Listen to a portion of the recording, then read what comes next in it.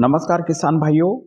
मैं Sunil Parmar compo expert company से। जैसे कि मेरे पास किसान भाइयों के मैसेज आ रहे हैं कि सर गेहूं की बढ़वार नहीं हो पा रही है, उसके लिए कोई प्रोडक्ट, कोई अच्छी जानकारी दीजिए। तो मैं आपको ये जानकारी देना चाहता हूं कि जिन किसान भाइयों के गेहूं 15 दिन से लेकर 50 दिन के बीच की अवस्था अगर चल रही है, तो किसान भाई कॉम्पो एक्सपर्ट कंपनी का नोवाटेक सोल्यू बीएस इनिशियल को 5 किलो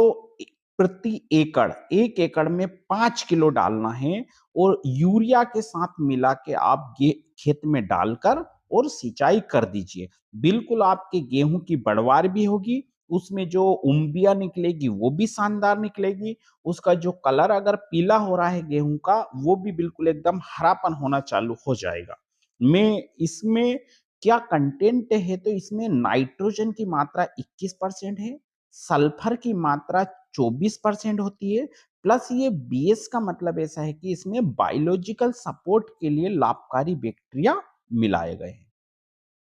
हम यहाँ पे समझते हैं कि जो नोवाटेक सोल्यू बीएस इनिशियल की जो नाइट्रोजन है उस पे पॉजिटिव चार्ज होता है, मिट्टी पे नेगेटिव चार्ज होता है, जिसके कारण नोवाटेक सोल्यू बीएस इनिशियल की जो नाइट्रोजन है वो पौधे में लंबे समय तक पौधे को नाइट्रोजन उपलब्ध होती रहती है और ये मिट्टी के साथ जाकर चिपक जाता है, जिससे कि जो नुकसान होता है नाइट्रोजन का लीचिंग के द्वारा या गैस बन के उड़ती है, वो नुकसान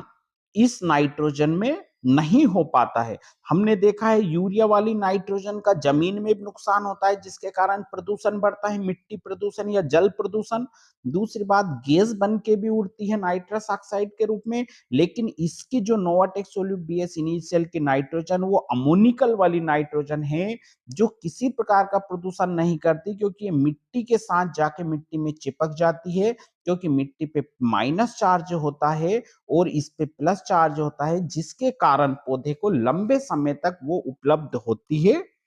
नोवाटेक सोल्यू बेस इनिशियल वाली नाइट्रोजन।